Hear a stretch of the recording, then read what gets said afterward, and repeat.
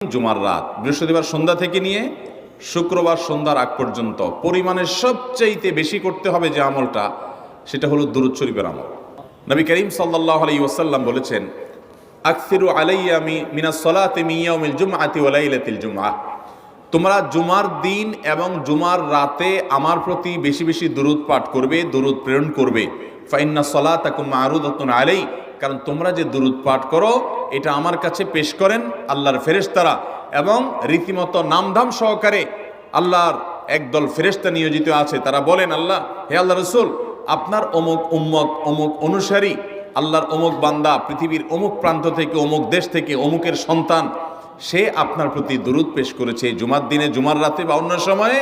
এটা নবী করিম সাল্লাল্লাহু আলাইহি ওয়াসাল্লামের কাছে রিপোর্ট দেওয়া হয় আল্লাহর নিযুক্ত ফেরেশতাদের মাধ্যমে। এই জন্য শুক্রবার দিন এবং রাত, অর্থাৎ বৃহস্পতিবার সন্ধ্যা থেকে নিয়ে শুক্রবার সন্ধ্যা পর্যন্ত